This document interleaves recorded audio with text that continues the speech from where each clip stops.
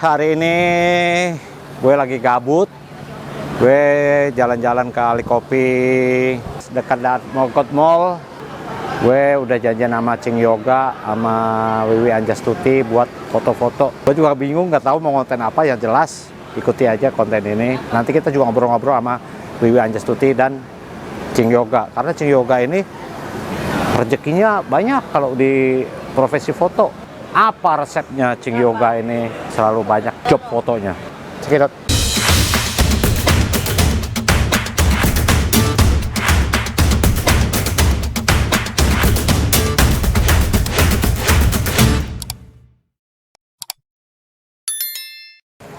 Di sini udah ada Wiwi Anjastuti. Gue bingung ya, kagak pernah selfie kamera, gue bingung sendiri.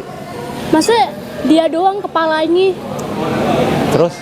Ngeplok itu yang bener dong. Cantik gak guys? Cantik gak guys? Cantik gak guys? Ya? Cewek. Tapi bagus juga ya itu kamera buat ngeplok-ngeplok. Ya bagus lah. Di sini ada Cing Yoga. Di sini ada Nga Raja Tomar. Pancasila.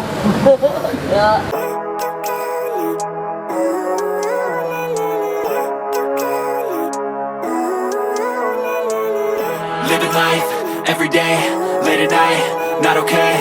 All I want, and I pray, all I need are some better days. Fuck me, I'm looking in the mirror, so foggy, but I've never seen clearer. I don't really think anyone can save me, and honestly I'm not really sure I want saving. I like to be my own worst enemy. There's no risk if you don't try at anything, so I'ma just keep buying everything. See you in the next life, have to be a better me. I don't think that my head's on straight, gotta flip it and grip it and go and get an x-ray.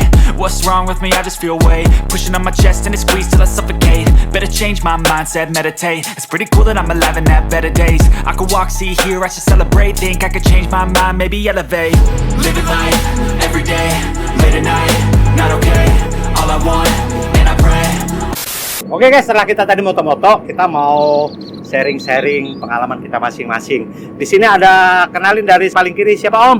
Atep saya. Atep Muhtaram tepatnya. Asli dari mana Om? Bandung. Bandung apa Serang sih? Soreang. Enggak. Bandung. Arahnya Tangerang Selatan. Oh, Tangsel, dari Tangsel. Soalnya dia, gue tahu arah-arah Kulon Pondok sono. Aren. Iya, kayak orang mau berobat. Ini Kalau orang berobat kan gitu ya, kayak ke Kulon ya. Kulon. Lo kebanyakan nonton konten anjir. Jadi di sini samping gua lagi ada Kang Regis atau Kang Pita.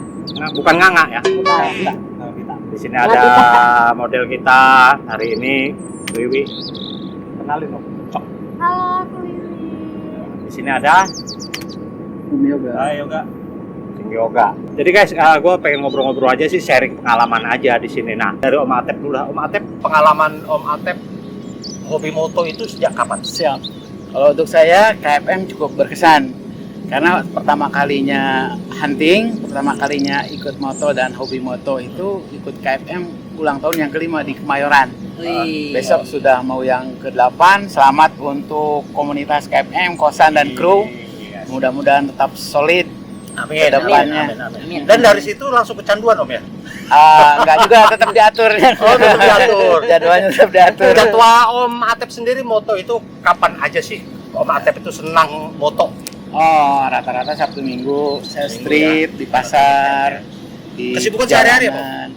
Pensiunan. Om. Oh, pensiunan. Paling enak. Gua ini yang nggak jelas nih mau pensiun. Kalau pensiun, Pensiun dari apa? iya Taruh pensiunnya di pensiun apa? Pensiun nganggur nggak mungkin. Ya kan? Pensiunan nganggur kerja. Iya makanya. Terus kalau pensiun jadi ketua KFM, jadi apa? Penasehat kah? Nah Om, boleh cerita apa yang bikin Om Atep sendiri begitu antusias, maksudnya menjalani hobi foto ini Om? Tentunya tadinya karena lihat hasil foto orang-orang kok bagus, terutama para senior ya. Jadi tantangan, bisa nggak sih gue kayak gini nih hasil fotonya gitu. Jadi saat ini belajar dan terus belajar. Kalau ada workshop, ada waktu pasti ikutan. Termasuk workshop sering ikut Om ya? Workshop ikutan, terutama yang KFM Plus. saat kumpul kayak di kelas tuh. Walaupun itu non formal, tapi kan kita bisa ngobrol nih, Betul. sharing, Iya, berbagi ilmu. Saya bisa nanya-nanya, bisa saya praktekkan. Menurut Om nih, fotografi itu di mata Om bermanfaatnya sejauh mana? Kalau saya kebetulan dari ekonomi ya, jadi setiap kali ngelihat komunitas kita di Keles itu bertebaran para fotografer, yang saya kebayang itu ada perputaran uang di situ, ada sarana untuk mencari nafkah di seluruh dunia fotografer tentunya kan, ada model, ada mua, banyak yang terlibat, termasuk ini kan calon-calon pelanggannya toko-toko kamera nih. Berarti toko kamera dong yang punya target. Ada yang ganti kamera, ganti lensa dan lain sebagainya, pengen lebih bagus, dan apabila dananya biasanya setiap fotografer ingin meningkatkan ilmu dan alatnya. Jadi ada perputaran uang situ Om, terutama kesempatan bagi saudara-saudara kita untuk mencari nafkah di Dunia fotografi dan modeling lah ya. Dan modeling. Ya.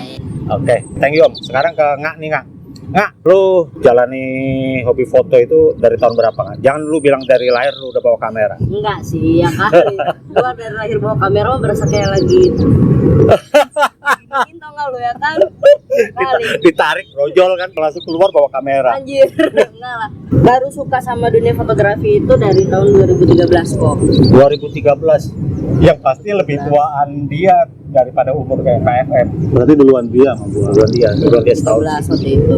Itu setelah gua kerja jadi di bar. Setelah itu kayaknya gue pengen inin hobi gue nih, maksudnya pengen berdedikasi buat apa yang gue sukai. Bentar. Apa hubungannya bar sama fotografi? Ibaratnya itu nggak sesuai sama jiwa gue sih. Oh, Gua merasa bukan karena mendukung kerjaan lu di bar itu, bukan. Jadi ibaratnya karena di dunia kerja yang 9 to 5, maksudnya dari jam 9 sampai jam 5 sore, buat gue monoton karena gue tetap di situ dalam jangka waktu yang lama, dan ya udah gitu doang, Senin sampai Jumat gitu doang udah. Jadi coba gue pengen ngembangin apa yang gue sukai, ya itu tadi kata Om Atep, karena dari situ bisa ada celah buat menghasilkan uang juga kan. Akhirnya sampai sekarang lah terjun di situ. Nah, ini memang tujuan gue pengen ngebully. Dengan badan lu yang kecil ini, kesulitan apa dalam menjalani hobi fotografi? Ya kan, kesulitan apaan ya kan? Kesulitan menyelamatkan diri daripada dari serbuan model kali ya. Gue susah tuh ya kan, apalagi kalau dikerubutin bengek gue ya. Begah. Enak sih, jadi kayak dia ini, maksudnya ngusel-ngusel model tuh dianggapnya anak kecil. Mending dong ngusel-nguselnya gue yang ngusel gimana? Nah, padahal dia ini anak kecil yang udah bisa bikin anak kecil. Kayaknya gue pernah tahu itu kata-kata itu ya kan, pas zaman kapan gitu ada tuh kata-kata itu keluar di Facebook. Oh iya kan? Di komen siapa tahu? Jokesnya bapak-bapak zaman dulu kan? Anak kecil yang bisa bikin anak kecil. Suka duka lu sendiri gak?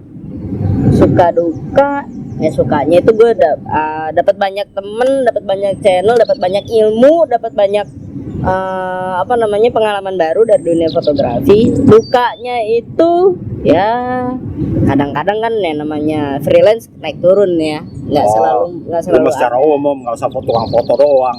Kita yang bisnis besar aja kadang-kadang masih ngalamin ya paling kalau misalkan ngomongin yang minus secara spesifik buat gue pribadi, ya lo tahu sendiri waktu itu gue pernah bikin event Dewa Bet, tahu kan Dewa Bet? Itu rencananya keuntungan yang buat gue pribadi pengen gue jadiin kamera, taunya buat sumur. Padahal udah gue transfer. Padahal untuknya udah lumayan, seharusnya kebeli kamera, ternyata waktu itu keluarga lebih membutuhkan. Ya kan? Jadi gue tarik lagi. Jadi di rumahnya itu kesulitan air bersih, makanya dikorbanin buat bikin sumur bor ya. Sumur bor itu mah tujuan mulia, maksudnya nggak akan sia-sia menurut gua, iya kan? Cuma maksud gue ya, ibaratnya itu udah planning gue dari kapan tahu pengen upgrade, harus ketahan lagi. Nah, lu belak-belakan aja, sebanyak apa jeroan yang udah pernah lu lihat sebagai fotografer? Jeroan tanda petik loh. Mentang-mentang gue tomar mulu ya kan. Mentang-mentang gue tomar mulu. Anti ampela maksudnya. Anti ampela. Mungkin kalau dibilang ratusan belum, tapi puluhan ya. Minimal kita ngomong jeroan ini nggak usah terlalu bilang jeroan deh. Materialnya KFC. Dada dan paha. Ya banyak lah. Nggak gitu lumayan. Ya kalau dihitung angka ya gue nggak tahu kok, tapi bisa dibilang puluhan udah, tapi kalau ratusan belum. Tapi bentuk Kira-kira ada berapa variasi yang pernah lu pahami? Sementara masih ya dua. Belum ada yang segitiga, masih Dua atasnya, bawahnya garisnya masih tegak lurus. nggak ada yang melintang. Kalau ada yang melintang 30 derajat terus di atasnya ada 3 biji, mungkin gue gerget. Diawetin. Ya, fotonya. Padahal jeroannya tuh kayak gitu-gitu semua, tapi kadang-kadang bikin orang gergetan, bikin orang penasaran. Oke, sekarang pindah ke Wiwi. Wiwi ini kan sebenarnya mau dibilang model, nggak model juga karena dia nggak terlalu fokus untuk menjadi model. Karena dia ini sekretaris sebuah perusahaan atau boleh dibilang admin di sebuah perusahaan yang nilainya miliar-miliaran. Jadi kalau jadi model itu apa sih model? Pasti gitu. Bukannya apa sih model sih, cuman nggak ada waktunya buat ikut foto. Kadang kalau lagi libur aja kan ikut foto kayak gini, lagi senggang. Menurut Wiwi tuh seorang model itu seperti apa sih yang dikategorikan pantas disebut sebagai model? Apa ya? Profesional mungkin ya. Profesionalisme, Iya. oke. Harus belajar dari hal yang kita nggak bisa jadi bisa. Mungkin kayak gitu. Percaya diri sih ya. Percaya diri itu salah satu hal yang harus dimiliki si model. Apalagi? Terus apa lagi ya? Menurut aku Sama yang paling pede lah. Iya punya pede itu aja lah. Terus masalah kostum juga harus Bisa nomor satu. menyesuaikan diri dengan spot pemotretan kali ya. Iya. Wiwi pertama kali berpose di depan kamera sejak kapan? 2019. 2019. Lah baru kemarin habis 2019 langsung Covid. gue pikir dia bakal jawab semenjak gue punya HP pertama kali gue post selfie. 2019. Enggak. Yakin 2019? Iya. Kita aja kenal aja jauh-jauh sebelum itu. Oh enggak, 2017 Pap. Itu 2017 Iya. aku ikut lomba belajar model di Tuck City di Tangerang. 2 tahun dari itu baru terjun ke Jakarta. Oh, gitu ya. 2019 nya pas ke Jakarta. Masalah. Kan gak lama Covid. Iya kan, kenal Wiwi ini sebelum Enif. Jadi sempat ikut Enif sama dengan Om Atep kasusnya. Begitu langsung gara-gara berdua ini ikut hadir di Enif langsung besokannya Covid. Itu emang gara-gara Om Atep sama ini datang jadi Covid. Iya. Kesannya jadi jelek loh. Itu event menurut gua terbesar sepanjang sejarah fotografi di Jakarta loh ya. Bukannya Monas dulu. Di Monas itu euforianya yang kita dapat, tapi secara kuantitas belum sebanyak yang NF 5. NF 5 itu benar-benar sekarang gini aja, yang terdaftar di CIR aja itu 650 orang. Nah itu waktu masih ada aplikasi enak tuh. Di aplikasi itu jelas 650 fotografer, belum yang bayar tunai sama OTS sama yang itu yang total 1.000 lebih. Mudah-mudahan sih yang ke-8 lebih happy lagi lah. Ya intinya sih kita foto sih memang kita komunitas ya, kita bicara komunitas itu memang tempat berkumpul. Kalau lu mau cari uang sebenarnya lebih di luar itu sebenarnya. Kalau kita ngomong komunitas mau cari uang itu susah. Saya sendiri memanfaatkan KFM untuk sumber pendapatan itu susah Om. Itu makanya saya butuh satu manajemen itu benar-benar real, artinya ketika satu manajemen itu ada di posisi utama berarti itu memang money oriented. Sebenarnya sudah ke arah industri bisnis foto. Itu sebenarnya membedakan satu manajemen dengan KFM. Kalau KFM itu ya gitu kayak tongkrongan gitu aja, gimana mau dapat uang? Yang ada kadang-kadang kita masih keluar gocek pribadi buat nalangin jajanan. Seperti itu kalau kita bicara komunitas. Nah, lu masih pengen nggak sih menerjuni dunia model? Sebagian sih ada, cuma aku sekarang tuh lebih kayak nggak suka bareng-bareng kayak rame kayak gitu. Aku Model mah harus siap mental kan? masih belum, karena kan baru terjun lagi, baru berusaha ngumpulin nyawa buat terjun lagi. Jadi Jadi adaptasi lagi dong. Adaptasi lagi berarti jatuhnya. iya baru beradaptasi lagi. Kayak kemarin kan ikut yang dia Udah bagus. hari Sabtu. Nanti Sabtu datang lagi. Enggak. Kayaknya ntar kepenuhan Vela jadi. Begitu aja. Karena gue pengennya tadi harapannya jawaban dia tuh, wow, model itu gue harus percaya diri. Selain percaya diri, gue juga punya dasar dan kemampuan. Punya banget. Enggak, kalau kayak gitu sombong dong. Iya kan, jadinya Kalau gue sih sombong. ngeri, soalnya gue tinggal nih, terus lu gerak-gerak gitu, sebelah kena duduk gitu, lu ngeri gitu doang. Oke, sekarang beralih ke Cing Yoga. Cing Yoga ini sebenarnya gue pengen banyak keponya kenapa? Cing Yoga ini orangnya biasa-biasa aja. Gue liatin ya standar-standar aja, secara karya umum begitu. Tapi hoki dia di wedding itu orang trustingnya tuh dapet banget. Nah, kunci rahasia lu apa, Cing? Lu jelasin tuh ke teman-teman. Ikutin alurnya aja sih. Ikutin alur, semua orang ikutin alur. Jadi masalah lu lebih dari alur itu. Ya, satu ngambil kepercayaan dulu, gua jaga kualitas, ya Sama ikutin. Profesional masalah waktu juga kali ya. Waktu itu Itu paling penting sih. Nah, menurut lo harga untuk di foto wedding pre-wedding sendiri menurut lo memuaskan nggak sih? Sejauh ini kita curhat aja kita sama teman-teman. Maksudnya kadang-kadang kita terbentur sama persaingan harga yang nggak sehat menurut gua. Ya. Karena ada kadang-kadang nilai 450.000 udah terima foto editing 30 frame misalnya, terus udah dicetakin walaupun mungkin 10R ya. Tapi itu menurut kita kan sebenarnya nggak masuk akal karena tenaga aja kita udah nggak dapat. Gaun nama make up aja udah nggak dapat. Tapi ternyata ada orang yang bisa jalani itu. Banyak. Kalau gua sih ngelihat itu, jadi ya itu mungkin kemampuan mereka segitu. Maksudnya kita mau paksain dia ngikut kita atau kita mau berjuang lebih dari kita lagi ya susah. Mereka punya nilai jualnya segitu. Satu mungkin utamanya nggak pede, atau kedua ya mungkin kurang wawasan bergaul juga sama orang-orang yang di bidangnya. Nah, kalau gua sendiri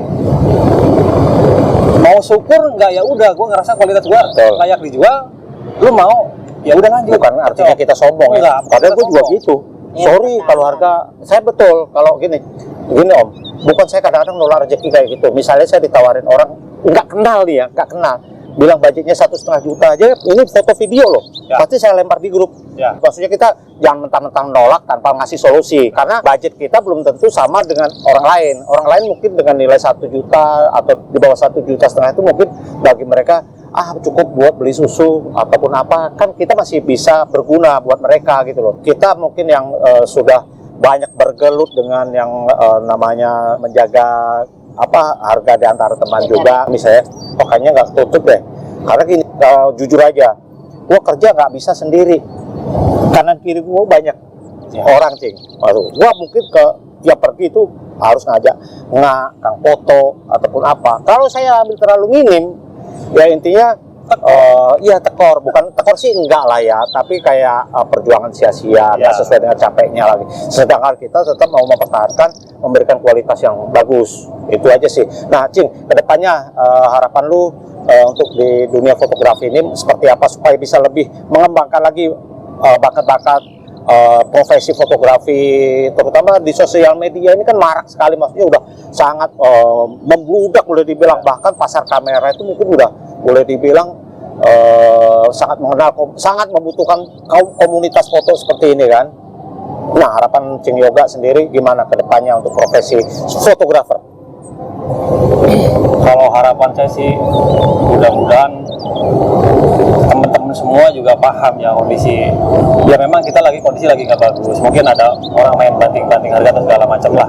Itu mungkin jurus terakhir dia. Tapi kalau bisa kita mikirnya orang-orang yang baru. Kalau kita misalkan yang lama nih, kalau orang lama aja banting harga, gimana orang yang baru mulai? Bukan naik dong, berarti makin turun. Pesan saya cuma satu. Lu punya kualitas, lu jual sesuai nilai lu. Itu aja. Yang penting nggak sampai bikin apa ya. Soalnya ada juga kok gue sering denger nih. Banyak juga bahkan gue tes. Di umum iya price list dengan harga sekian. Tapi ternyata di belakang kenyataannya beda. Jadi ada yang tampil di publik begini, tapi di aslinya enggak. Ya, itu salah satu trik market sih, karena gini, harga mungkin bisa diterima dengan semurah mungkin, tapi nanti akan ada biaya tambah-tambahan di belakangnya, misalnya bisa, minta satu cetak foto lagi akan dapat tambahan harga lagi. Cuman gini, gue cuma ngasih gambaran aja ke yang baru-baru misalkan ya. Gue bukan orang lama juga, gue juga baru sama. Cuman sekarang mungkin 90% lebih aktifnya memang di wedding. Seumpama kita mau terjun ke wedding, jadi fotografer yang lebih fokus lah gitu ya. Kita ingat waktu preline aja. Misalkan kita preline dibayar 600.000, bawa alat store file. Terus kita terjun sendiri nge-vendor nerima job. Kalau kita cuma dapat untung 600.000, ngapain? Oh ya. Baliklah jadi freelance aja. Ya minimal 3 kali lipat, 2 kali lipat lah. Jadi cara mikir gua begitu, itulah yang gua bikin nahan harga. Ya. Jadi gua nggak mau, bodo amat dah orang mau promo kayak gimana kayak, atau price list kayak gimana kayak di IG, di WA, di apa terserah. Gua coba nahan sesuai kualitas gua sendiri. Tapi ya alhamdulillah sih masih bisa jalan gitu. Nggak sampai ya bolong-bolong tanggal juga nggak terlalu lah gitu kan. Bahkan kalau mau ngajak dia pergi hunting iseng-iseng aja Om, dia mesti lihat tanggalan dulu, bisa apa enggak. Tahu-tahu kalau dia udah upload monitor yang isinya lagi ngedit weddingan atau apa, udah jangan ngajak, dia mending ngajak yang lain kayak gitu sebenarnya. Karena Ya nggak bisa nolak itu yang udah di DP kok. oh iya betul. Karena udah di DP lu dateng ya gitu. Ada orang yang sifatnya gini, begitu menerima DP dia semangatnya sedikit kendor. Ada kan? Itu penyakit namanya. Tapi ada orang yang begitu menerima DP itu semangatnya makin tinggi. Nah, itu ya orang-orang yang punya bersifat baik. Oke, untuk menutup konten ini, gua pesan sama teman-teman semua, kalau kalian mau terjun di dunia fotografi atau sebagai fotografer, cintailah profesi itu semulia mungkin dan hargailah profesi itu, karena hanya kamulah yang bisa menjaga atau menjatuhkan jati diri kamu sendiri sebagai fotografer. Mau jadi fotografer kebangsat atau fotografer yang mulia, itu hanya kamu sendiri yang bisa menentukan. Oke, thank you udah nonton video ini dari awal hingga akhir. Bagi yang belum subscribe, silakan subscribe, like, share, dan komen, dan jangan lupa centang tanda loncengnya untuk mendapatkan notifikasi ketika gua upload video-video terbaru. Oke, ciao.